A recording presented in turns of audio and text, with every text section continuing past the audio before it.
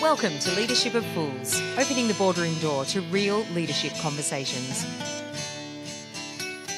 Here keeping the ship afloat is the amazing Alice.s.sidhu. Wow, what an introduction. Thanks, Rick. I'm so delighted to be here. First one of the season for me. I know, it's the first one for everyone. I feel like I'm going to say we've been on hiatus. Oh, I like that. I've always wanted to be involved in something where I could be on a hiatus, and I've finally achieved it. I like the way you said that. It's great to be here either way. I'm back, I'm relaxed, I'm ready to go. Okay, as we all are. Fantastic. And you're here just going to steer us in the right direction. We have an amazing topic today and amazing speakers and, of course, you. Yes. So it's going to be really, really great. I might just continue the introductions before we get into the warm-up question, just so everyone's able to pipe up. Because you know when you don't introduce people, they're afraid to talk. So I'm just going to open them up. Over here we've got Ben Hill. Thank you. Nice to meet you. I'm a bit sad I didn't get amazing in my introduction. But Well, you haven't proved yourself yet. I mean, I'm not saying you have to. This isn't an audition. But if you want a nice descriptive word, next time you come back, you'll find out what I think of you. Fantastic. Well, let's maybe hold that and we could maybe close that way for Ben. Yes. How about that? I would love that. All right. So work hard. All right. And rounding out the panel here today on the ship, it's Bhargava. Well done. Ooh, I panicked right at the end there that I was going to completely get my name wrong, but I feel like it was locked in there, and I just went with my gut. Very good, Rick. Yeah, no, you nailed it. So I just got to work on next time not putting a your question job mark. Done today. Yeah. Yeah, I did say your name with a question mark, So which is I'm Ron Burgundy, the speech prompter. moment. Yeah. Bhargava. Yeah, correct. The mysterious Bhargava. That's what I'm saying. I'd like to think I'm mysterious. Yeah. Oh, you get an air of mystery. And we've got a warm-up question just to launch us into the conversation, because we are going to be dealing with the issue of diversity today. So we're going to have a little diversity-based warm-up question to help us set sail. Alice, what was your first experience with diversity? Lay it on us. Okay, an interesting one. So for those of you who may not know, I'm actually Greek. It's hard to tell because my surname is not Greek. Hey, no judgment. And so are you kidding me? We ruled the world. So she's got some baggage. She's got some baggage. Very, maybe it was 3,000 years ago, but we kind of did. Just some cultural baggage is still weighing her down. Issues there still to resolve. It's all right. And so my first experience with it was when I was very, very young, because the diversity in Australia at the time was a little bit different. So in primary school, my lunches were very different from everybody else's, and there was a very big European community as well as, a very big Australian community at the time. And the way that manifested, because as kids you don't really think about those things, but it really manifested in food. And so my sandwiches were really different. Involving lots of... It exposes where you're from, doesn't it, your lunch? It certainly does. Very multicultural. And I always remember wishing I had those ham and tomato cheese sandwiches, but instead there was always some sort of Greek... It was amazing at the time, but Greek thing. And, there was a lot of bartering going on. The unspoken world of lunchbox branding. Absolutely. From back in the day. So that was my first experience. And now things have changed because we're so much more, I guess, culturally sophisticated that now anyone can have a kebab. Anyone. Everybody. Everyone's got a HSP at school. I love that. So that was me. Beautiful. And Ben, what was your first experience of diversity? Wow. Well, my school life in the early days wasn't that diverse. It was Vegemite sandwiches in my world.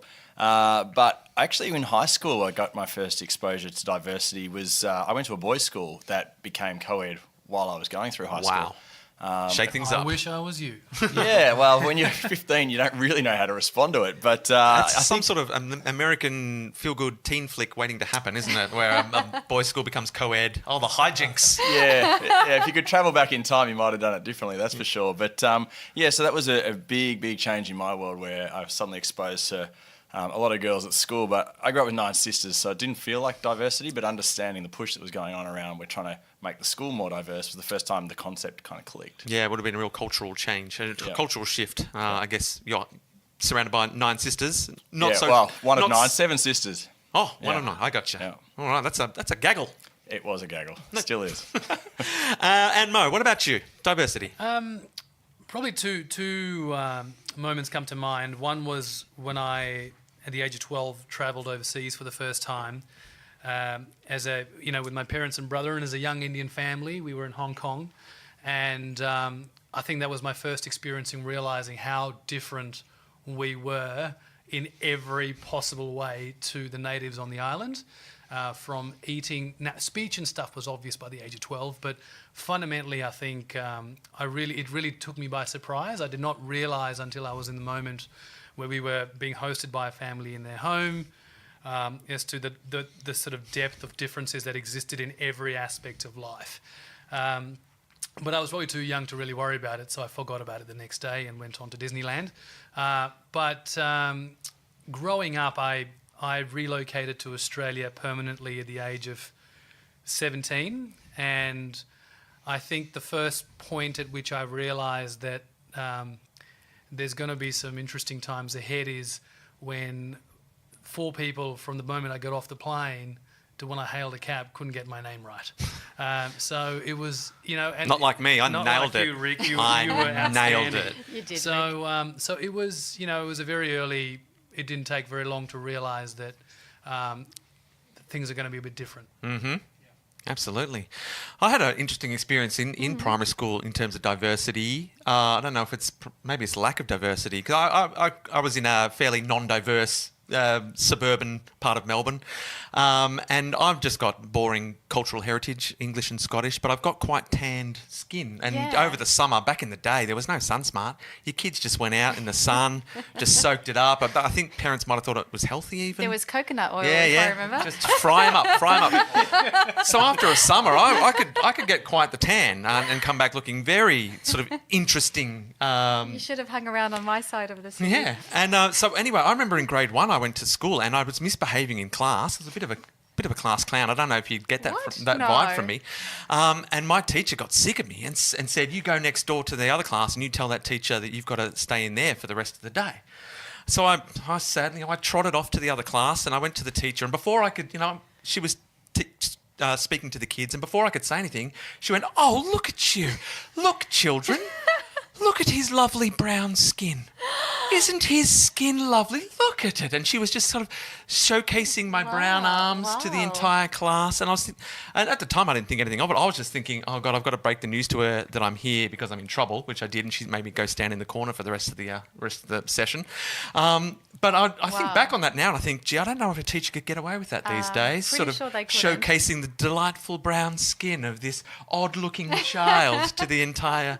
I'm hoping that school at least has increased their diversity policies and awareness around those issues. Yeah, absolutely. Yeah, but that was a fun time to be alive. Indeed. And we're going to lead now into the conversation, much less about traumatic childhood experiences, hopefully, much more business focused. We're going to be looking at what opportunities exist for Australian businesses to lead the way in diversity. That's what we're looking at today. Who'd like to kick us off? Well, I like that question. And I think as we frame where we're going to go with this conversation, because there's 3 very different people around as well as me, obviously. That's 4 very different that people. That would be 4. I realised my maths were wrong as I started saying that. That's all right. But it has been a very long day. Yeah. And so now I've lost my train of thought. Thank you. Let's get back on there. Okay. Come on, So part of what we should be talking about is what type of diversity we are talking about. Frame the question. Because there are so many different types. And I know Mo and you and I were talking earlier about gender diversity, Yes. and there is so much focus on that with Me Too. Yes. And there's also cultural diversity, and some of our examples pointed to that. There's a lot of as well. diversity in diversity. And there's a lot of diversity between the 4 of us. Mm-hmm. And there's also age Yes. diversity as well. And so all of those things play out in compositions of workforce as well as interpersonal relationships. Mm-hmm. So I'd love to put all those on the table. So Mo, Ben, are you okay with that? Yeah, absolutely. We are just scattergun approaching our look at diversity. If you can think of a diversity issue, we're going to hit it. Yeah. Absolutely. I can have a crack at that. I mean, when I think about diversity, it's interesting listening to our stories up front. They're all from childhood and they're all very much about race or gender in my case. So probably a narrow view of the world of diversity. And I know when I started in corporate, one of my first jobs was in a multinational, big push to bring more women to the workforce. So affirmative action, which was great and was needed for the bigger picture. But as you kind of go on in life, and for me growing up, maybe a little bit differently to Mo, as I was older, all of my friends were from different countries, and that was just what I was used to. And all of my friends are different colours, and you can get away with still calling each other that because we do look differently to each other. But I guess bringing children into the world that are now coming through and looking at skin colour and background and not seeing that as diverse, seeing that as natural, I think diversity is then a different topic these days. So when I think about diversity in the workforce, I'm really thinking about diversity of experience. How you look, what you believe in, which bathroom you go to, all of that's somewhat interesting, but that doesn't tell me anything about your mind. And in the workforce, it's your mind that you use most often, depending on the type of work you do. Of course, labouring type work, you're going to use your hands more, but I'm looking for the diversity in the mind rather than the appearance. Okay, and that's based on experiences as well as upbringing, as well as, perspectives, a whole stack of things. So Mo, what's your view on? Yeah, look, I think Ben raises a very good point in terms of, clearly, the organisation that Ben refers to, I suspect, is one that's very mature and has great exposure. On the other hand, if we localise this back to Australia, we're largely an economy and a country that's been on the distant end of the planet for quite some time. We're a long way away from we are everything, a long way away except indeed. New Zealand. And we've had political policies that have, in fact, refrained us from being exposed to a diverse base as a population for quite a long period of time. And the country is only just opening up over the last 4 or 5 decades to where the workforce, the workplace and the marketplace has been diversified immensely. So I couldn't agree more that from a mature global organisation's perspective, the spectrum is very different, and understanding the consumer's mindset is probably more important than what they look like. But in some ways, the two are interconnected because, your psychology is influenced by the way not just how the world sees you, but how you see the world. And often those things are kind of interlinked. So I agree with the comment that, my daughter probably sees the world the same way. She's just seeing everything as being natural, but her grandmother doesn't. So there are consumers and then there are people. So if we were to talk about people that are consumers and have the money to pay for goods and services today. I love those consumers. We all do. They keep us in jobs and bring it back to Australia. That would be an interesting conversation to have as to, where does Australia sit in all of this? Because essentially we're sitting here talking about this in Melbourne, right? Mm-hmm. Yeah. So I wish it was Zurich, but it's not. It's the Europe of Australia, though, isn't it? Really, in many ways. We've had a wonderful summer in Melbourne, so we can't complain. It's interesting, though, because to that point, does geography really matter? If experience is the sum of your parts, which might be the organisations you've worked in, because there's diversity of organisations, which for leaders might actually mean roles. Yes. Because we all have had, even here, different roles. We've come from different backgrounds, but that doesn't necessarily mean ethnicity. Yes. It actually means different, types of roles in organisations. And then it also means different levels of organisation as well. So there's diversity of that experience, and then there's a whole stack of diversity around the people that we've interacted with and the industries that we're in, because our experiences are all formed by those things. Yes. So how much do you think that matters? And this is to you, Ben, as well. How much does all of that matter and influence what it is when you're talking about, being a leader in an organisation? Look, I think it matters immensely. There's probably life experience is fundamentally the biggest factor in understanding and managing diversity. Somebody who, in fact, I was having a conversation a few hours ago with a young leader who's 28. Working in a leading Australian corporation that has a team which is very, very diverse in every spectrum that we've touched on.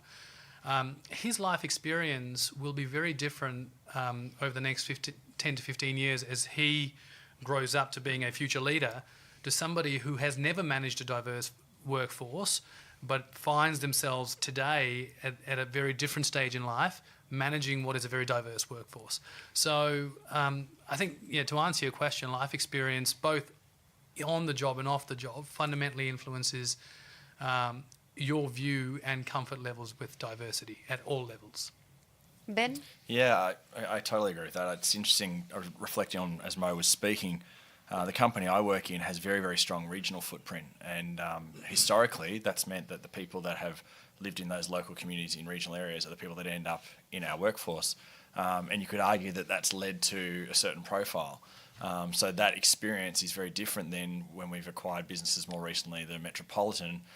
that have a much younger demographic, a much more diverse workforce, I would say, and how that started to shift the psyche and the culture of the organisation. So the experiences you have, from childhood, which we started with, to whatever age you get to in life, certainly shapes you. And that's the whole nurture over nature thing that I guess I was getting at before, is what's in your mind is what comes through nurture. And I think that's where you get the most diversity and the most interesting aspects in work. I've been reading a lot at the moment, just because of something else I'm working on around... You've got a lot of things going on, we know. I do have a lot of stuff going on. She reads a lot of things. I've derailed you again. No, Lots of leather-bound books. I do have. I love books, and I am not on Kindle. I know I should be as a digital, person, but the old ways I are love it old sometimes school. charming. Yeah, I like it. Now I've forgotten what I was going to say. Thank you, Rick. Always.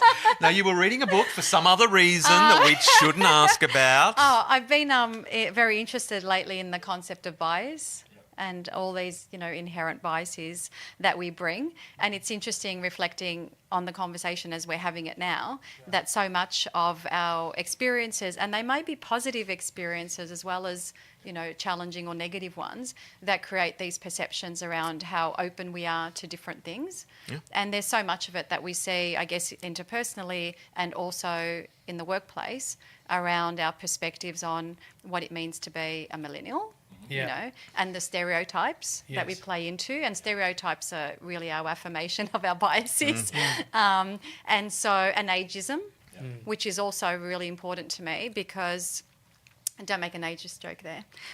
I'm looking at you, Rick, for people on the podcast. I'm the oldest one here. And so, that plays out in lots of different ways, as well as the whole idea of the geography and where people are located. Even, I've got to say, as we're thinking about this, the types of organisations, and I've worked in some where people may be based, for example, the more white-collar based roles in the headquarters or head office versus, depending on the industry that you're in, the more, you may be in a rural site. Yes. And so there's bias and diversity there that may or may not necessarily be viewed through a positive lens sometimes. It's like we're the people that kind of know what's happening and that sort of idea of maybe working class versus the people who make the decisions. And then that plays necessarily sometimes into where the information and the knowledge is. So one of the things I've been interested in with digital is the idea that knowledge is wherever it is. Yes. And the democratisation of information and access to expertise comes from anywhere. So have either of you had that experience or have a perspective on that? Digitisation of information, I think it's... one of the challenges I have with that is, I was so happy you said you're reading a book.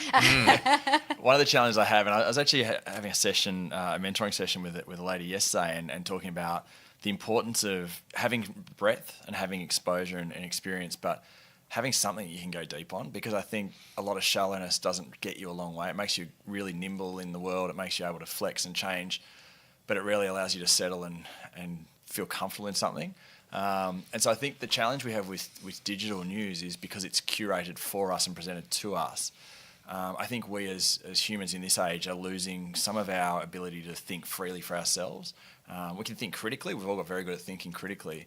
But I think the ability to go and teach ourselves and learn more than what's on Wikipedia or Google, I think that's concerning. I think that's concerning that everything, if you're interested in a topic, generally you'll find that topic being farmed to you digitally for months and months and months. Yeah, I think mostly in hashtags now. That's all. I think it's a challenge. I think it's a real challenge because everybody's got throwaway statements these days to make themselves look smart. Yeah. And it's the soundbite as well. So when you think about it from a perspective of diversity, do we have a diversity of views? We've been talking a lot about where those views come from, but even between us, it doesn't really matter in some ways if we're different ages, different backgrounds, different genders, and different roles. If we're all sitting around a lunch table in an office, being fed the same type of information, and maybe being fed's too strong an image, but certainly consuming the same information from the same sources, then do we have a diversity of opinions? Mo? So I was thinking of a throwaway statement to sound smart, as Ben mentioned that. So Yeah, I go for it. thought it has this... Can you hashtag it? A fish doesn't know it's wet. Yes. Right? So when you talk about familiarity bias and the biases that exist, so you can look at a workplace and say there's two dimensions to a business. There's the workforce and then there's the workplace. And in some instances, the workplace can be referred to as the headquarters, and then the workforce is the field team. And some businesses today have an immensely diverse workforce out on the field, but that doesn't necessarily imply that the workplace is very diverse in terms of headquarters. So, there's a lot of work being done on that as well, because I think you touched on it earlier as to how many people believe they have the right answers and often will refer to the organisations as being extremely diverse. But when you really go deep on an issue and you try to really understand the decision making that's happening in the organisation and what is really going on in there, you start to understand that everybody is a fish and they're sitting around a board table and they just don't know that they're wet. So it's kind of it's very much, the biases are real. And, often you hear throwaway statements around, he or she is the right cultural fit. And, you have to go deep within that as well if you really need to understand if that is a biased statement, because what does that imply? I love that. And I want to ask you that question, actually, Yeah. which is how much, and this is for both of you, but please Yeah. continue, how much of this is attributable or influenced by the culture of the organisation more than the experiences that you bring? Enormously so, I would say, because businesses place values at the centre of, or most businesses place values at the centre of everything they want to be, and those values then influence the behaviours, which in turn influences the culture of a business. So I'd say, it does create a bias. Mo's 100% right. We used to have a sales director. I worked in a confectionery company who used to say, we've never sold a cherry ripe out of head office. And the intent being get out and see the real world, to understand the real world. But I think there's a flip to it, which is that's the positivity that you build, because you as human beings, you do build your little clan around you. And we generally do work better as a group than we do as individuals. So there's pros and cons to it, but I guess it can be a bit of a barrier to our diversity of thought, because if someone's not a cultural fit, if they're the square peg, round hole, whatever you want to say, then they might not fit in that organisation, even though their way of thinking, their way of working might be something that is really, really needed in that organisation. So diversity to a point. Acceptable spread of diversity. We don't, As long as you conform, Yeah, that's right. we're actually happy for you to be diverse. Look, it's an interesting topic, right? Because, we are seeing a lot of this stuff unfold in high engagement sectors in the economy. So, a year ago or a couple of years ago, when the Australian team was performing so well in cricket, you asked anybody in the management team and it was attributed to the culture. And everybody was the right cultural fit at a very senior level in that organisation. A lot of buy-in. Buy-in. Everybody's bought into it, right? Now, but, fundamentally, does that imply, where does that go from that point on? I think we're all seeing it unravel. So it's a really, I fully subscribe to the view that you have to be able to work well with people, and you have to have a certain level of alignment when it comes to goals and mutual respect.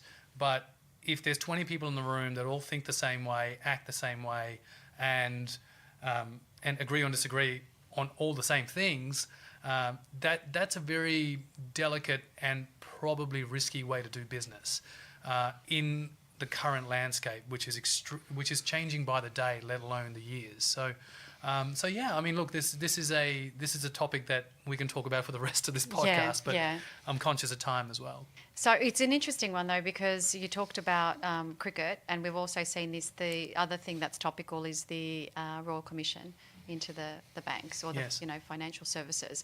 And so what we're kind of seeing there is how this does play out in a very real environment. And so it's the Australian cricket team, they were on a sinking ship and didn't realise they were wet. I think the banks knew they were on a sinking ship and didn't care that they were wet. Yeah, which is why this whole thing, when we go back to the question of how important is diversity in organisations, it's almost to the point to say it is very important. However, what you said earlier, Rick, is as an aside, is actually true, which is diversity to an extent. So how much of the culture then actually suppresses the diversity of experience or age or gender or perspective that actually helps contribute to an organisation's performance? If you're not necessarily someone like Steve Jobs, I love that quote, and I'm not going to even try and say all of it, but you will know paraphrase it. for us. You know, the one that says, "Give me your misfits." The whole thing about the people that don't fit in. Sorry, it's been a long day and I can't remember it. But you know which one? The blah blah blah. Because it's jobs, etc. Well, it speaks to the whole thing about where people come from. So, I mean, from your perspective, what are you how are you seeing that play out in organisations, and what do you think the most important things for leaders to be doing in this space to encourage this are? Look, I've been speaking from personal and professional experience, and putting the consumer first is fundamentally what every business will tell you today. We put our customers first, and I fundamentally think a lot of the businesses that I've worked for have done that, or are attempting. There's a constant pursuit to do that, but it's on occasions what happens is when you're trying to do that is everybody agrees that we need systematic change, but nobody wants to change individually. So it creates a bit of a friction on occasions, which is, I believe, is healthy friction, because there's nothing that's going to change or evolve without that in businesses. So in terms of how businesses address it, we have when I was at Village Roadshow, there was a very clear focus on seniors, for example. We've talked about, and I shouldn't even refer to that segment as seniors, but the let's just say the 60 plus segment from an age perspective, and the business had to do a lot of work to understand what are the needs and requirements of that customer set, because the value proposition to our business made sense. So we put the right steps in place to ensure that the patronage and the product both aligned well. They've got time to go see some movies. Yeah, 60 plus. Correct. Get them in there. Weekdays in the mornings. It's very useful. Get them out of the sun. And equally, the multicultural segment from Bollywood and Chinese films and all these things have certainly helped prop up the industry, because it's a very flat industry by and large in Australia. So these 1%ers are actually what's driving growth. Right. Okay. So and that 1%er gradually becomes a 3% and a 4%. And a 5%, and then it becomes something that the board pays attention to. Right. So by and large, we are reacting to these opportunities, and now I find myself in an industry which is extremely healthy, the caravanning and camping industry in Australia, but essentially this is an industry that is propped up by second generation Australians as customers. A lot of first generation Australians find it to be very foreign. And the business and the category both are at a point where we need to find ways to make the product and the proposition more inclusive, which is a very different stage to where some other businesses would be. And the challenge is very different. And the same challenge is for businesses like the AFL. They're seeing the Australian landscape change fundamentally. And how do they recruit people into experiences and products that are native to Australia? Which is interesting, because you're talking about the nature of families changing and the nature of interests changing, as well as demographics. So it makes sense then, from that diversity perspective, to engage with different types of people across different age boundaries and so forth, as well as financial sense for organisations. Yeah. Right? So there's a bottom line benefit to actually understanding how to do this. Yeah. Ben? It's funny how you can find similarities in completely different jobs and brands and experiences. I mean, one of the brands that we're lucky enough to have in my business is Vegemite. Right. And, Vegemite, a bit like the AFL, it's an iconic part of Australia, and it's very Australian, but it is, to Mo's point before, it's very reliant on second, third plus generation Australians. And it's one of those things where you think about everyone's first experience with Vegemite is generally not a positive one if they're an adult, right? So you think about it and say, you think about it and say, if you were launching this product to Australia today, it wouldn't get off the ground. Right. It wouldn't get off the ground. So you've got to look at every day as, okay, we've got to go and recruit new people to this brand every single day.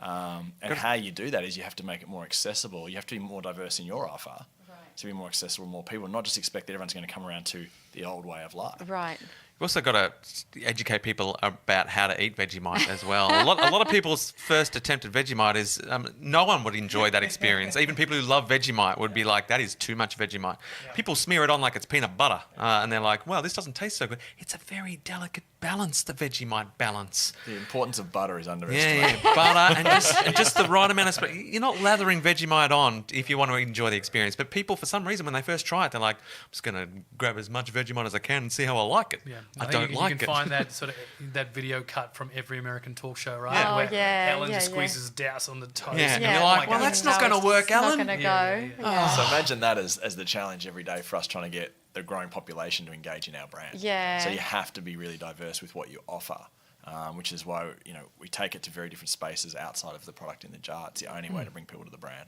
Which is interesting because the whole idea of Vegemite is that it is iconic, and that whole idea of being an icon plays again into those stereotypes that we have, that these are traditions and that they're worth maintaining and upholding. I have to say, I did have Vegemite very late in life. Not something that I would have traded my sandwich for at school. And I may have had the experience that both you and Rick described. Yeah. This is where it comes back to then how do you make sure that when you're representing brands to a market, Yeah. we're talking about diversity and all those things, how do you represent a brand out there that is inclusive? Because being an icon that's linked to a nationality can not always be inclusive to people and not necessarily feeling connected to that nationality. Yeah. So that's an ongoing challenge, and it's not an easy challenge, but that's part of the fun of working in the world. Yeah, I mean, and and we can probably Ben and I can keep talking about this because we should do a job swap at some time. But so Well, there's a diversity initiative in there, you know that, right? Yeah. Absolutely. I like it. So the same thing, with Big Four holiday parks, where the brand's mission is to inspire people to take the ultimate Australian holiday. Now, that byline is so beautiful and inspiring, but the definition of the Australian holiday itself has to become more inclusive. It's marginalising, and isn't it? we because who defines the Australian holiday? And how do we actually make sure that is an inclusive definition and proposition? So the work we are doing is very much in line with exactly what Ben's talking about. Is we have to acknowledge that Australia is changing, and how do we re-educate or inform customers about what it is that we truly offer as an experience, and how do we reconnect and re-engage on a daily basis? Because when I was a kid, the ultimate Australian holiday was going and climbing Ayers Rock. That hasn't changed, has it? That's all that's what people do, climbing Ayers Rock. You just go and climb it. That's what you do. That has not just go there, changed find at it, climb all. it. Yeah. Absolutely. A lot of people listening probably don't even know what Ayers Rock is, and that's probably all for the better. And the people that do know how horrifying and disrespectful it is to climb it now, and are probably saying, Rick, what are you talking about? But when we were kids, that was like... Yeah, that's what it you was did. what was done. That was the Australian holiday. You go to the middle, climb that rock. And so, you are always reimagining and redefining what is that, and you've always got to be aware of when things fall out of favour. It's really interesting because on the perspective of cultural, diversity, part of it is the aspiration, and then part of it is marginalisation. yes. And so when does it, become something, the Great Australian Dream, for example, is something that's talked about as being an aspiration, and now you're talking about the holiday being an area of marginalisation, which is exclusion. So it, just to bring it back then into the business world, what does that look like in teams then, or when you're trying to either engage customers or get that change happening internally? How do you feel that plays out? Is it a pro and con? Is it something that people think about? Is it something that's not considered as a influencer at all in decision making? I was lucky enough to watch Mo present a fantastic case study on movies once, The Fast and the Furious. I don't know if you want to talk about that, because I think that's a way of companies thinking about branching out to reach different people. Right. You still remember it? I'd like to hear, because I've got my own views on the Fast and the Furious franchise. Yes. I mean, look, for the record, if you haven't seen the film, don't bother. It's not a good film, or a franchise rather. But You fundamentally, may have just marginalised Hey, the whole, yeah. the I whole respectfully session. disagree. You shut your mouth, Mo. that's exactly. That's good. That's We good. might need some editing This there. is a bad debate. No. Look, I think I thought it started shaky, but geez, it ended strong. fundamentally, what Ben is referring to, and what I presented a while ago, was a case study around how this franchise has gone on to become one of the world's biggest movie franchises, and the success is underpinned by how seamlessly they have made it very inclusive. So, it's hard to deliver in the short amount of time that we have today, but No, break it down for us. Take as much time as you like.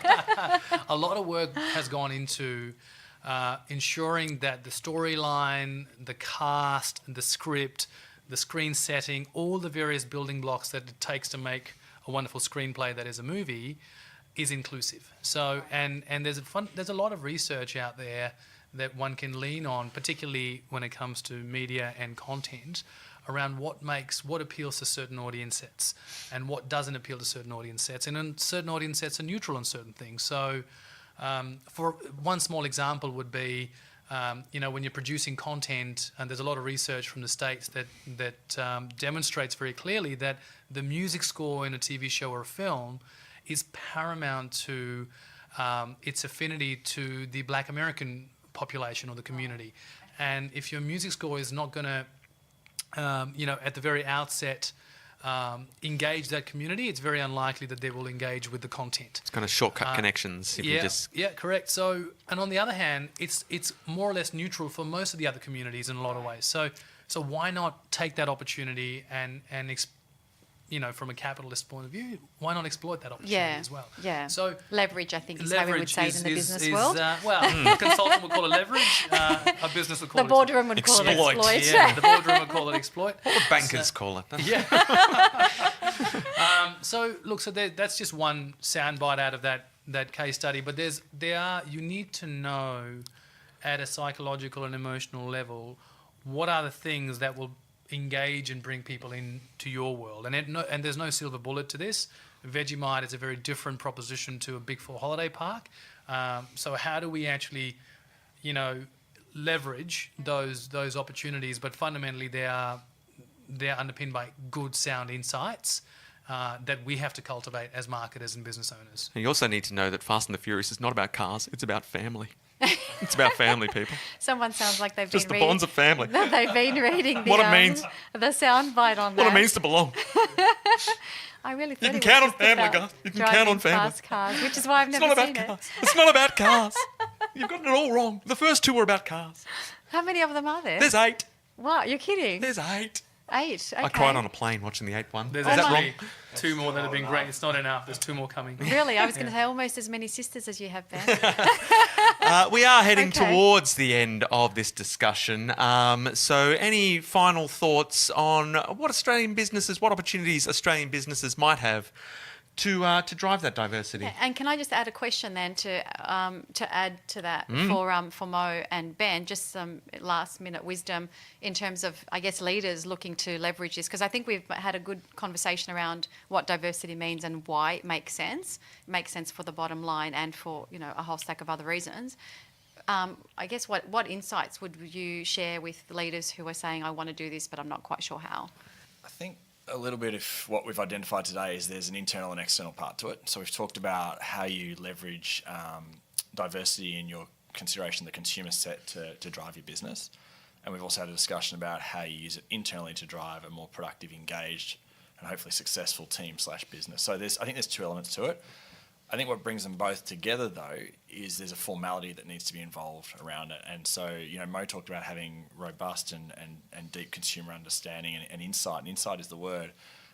You've got to do that both ways. So I think internally you have to add some formality to it. You have to make a conscious effort. Because if you just say, yep, we're going to work towards being a more diverse workforce, that's great. But I think you have to define what you mean by that and then how you get there. One of the examples we've got in our company is...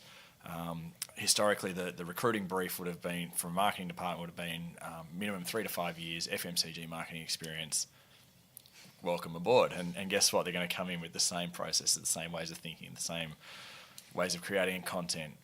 So we're changing that to where we want only 50% of the team to have that kind of experience. We think it's still important because that's that depth piece that we touched on a long way back in this podcast. But you've got to have that depth, but you've got to have the breadth. And the best way to do it is not necessarily try and find that in one person. I think find that in your team. So for me, it's about, as a business leader, you've got to be formal about it. You've got to set an agenda internally about it. And then when you're working to create opportunities, whether they be products, content, whatever it might be, that your services that you're selling, you have to put a conscious overlay on that as well. I don't think it's just going to happen by talking about it. And one of the ways we approach is we do have a formal approach to diversity, both internally and externally. Right. Yeah. And I think from the conversation today, we started off talking about diversity meaning one thing, and then we've gone, and expanded that. So I really like the takeaway that you have to be genuine about it, and you have to give it thought, because there is a lot to think about. I mean, there's a world our kids are inhabiting that hopefully is more diverse than the one that we grew up in, and we think, generally most people think that's a positive thing. But whilst it's going to be more diverse in one way for them, there's still going to be diversity challenges, whether that is ages and whether that's looking at generations differently. And they're going to have, like we used the word earlier, biases. They're going to still have their own biases. So it requires conscious effort. Conscious effort there's a reason the word effort goes with it. So I think putting some process and formality around it is one of the better ways to get at it. Okay, it's good. It's good guidance, Mo. Yeah, I mean, I agree wholeheartedly. In my experience, though, what's played out to being quite useful is taking the conversation away from data to humans. So where we have actually, on occasions, really presented a humanised version of a data set to the board. So, and that often means time in the field, time in areas that senior management may not be exposed to, both geographically and economically. Because it's very hard sometimes, I think, Ben, you tell me if you agree, but so many times we have senior managers in organisations vetting concepts and hypotheses on the basis of their own social behaviour and their children and so forth. And if you're somebody that's in the leafy east in Melbourne and your kids go to a certain school, your what you see and your world will be very different to what the data is telling you fundamentally, and then how do you keep lobbing that? I mean, you have to take this individual into a complete, you have to humanize the data, is what I've found personally to be effective. And the second part in that is the economics of it, where we have a lot of data to suggest and help us validate the right business case, because fundamentally, if you looked at Australia's report card as a business community, we are by and large reactive to global forces, to the changing population mix. There are a handful of companies that will do amazing things proactively. So but by and large, that's what the report card tells us. And in that instance, in my experience, have found that if I can elevate from a statistic to humanising what the board sees, and also then backing it up thereafter with the data, from a commercial standpoint, has really helped. What about you, Alice? Where are you at? Oh, I was Mo and I were talking earlier. We hadn't had the chance to meet before the podcast, and I was talking about the fact that I changed roles last year. And before that, I had a reasonably long, I'm trying to sound mysterious there, a reasonably long enigmatic career in corporate. Oh. And whilst I've had a diversity of experience across industries and organisations and levels, and I've worked in different parts of the world as well, what I've noticed in the last 12 months is I'm doing a lot of different types of things, and I am meeting more people that are outside of corporate. And so the diversity of experience and exposure for me is actually coming in a lot of different ways. So it's not just necessarily a cultural background. I am dealing with a lot more millennials who are very digital savvy, and I know the conversations that I have with them are very different from what I would have had and still do have actually, because of the work I do with larger corporates. And you see different types of things in terms of aptitude for change, ability to challenge status quo, and also openness and curiosity to the whole idea of lifelong learning. Mm-hmm. And so I think for organisations, anytime, I really liked what you said, Mo, the whole idea of getting out there and working amongst different types of people puts you in a completely different mindset around the types of things that are available. And I think sometimes the best thing you can do is understand how little you know. I start every day just reminding myself exactly that. And we may remind you again after this. Yeah. I'm just being awful. But it's I got part it of tattooed on me, but I didn't get it backwards, so I look at it in the mirror and I can't read it. Well, what about you? You've been listening to us for the last. Yeah, look, how long? unfortunately now my only real takeaway is that there's 2 more Fast and the Furious films coming, and I just can't wait. But I do feel like businesses in Australia and in general could apply the Fast and Furious approach, because no matter what your business is about, look, it shouldn't be about cars, it should be about family. And your corporate family, if you can put all the diverse ingredients together, you're going to increase the diversity of your appeal. That's the heart of it. You've got to find the heart, because family is joined together by your shared cultural history, and corporate families are bound together by their shared cultural objective. So look, I don't think there's anything wrong with sitting the entire company down and watching some Fast and the Furious and figuring out what the takeaways are, because there's more than you think. There's more than you think, guys. All right. I feel like I need to put that on my watch Rick, list. that was an outstanding culmination. Thanks for joining us on this conversation. This has been the Leadership of Fools, and we are out of here. Somersault works with organisations through transformation and growth. Please subscribe to our podcast via iTunes or wherever you do your listening.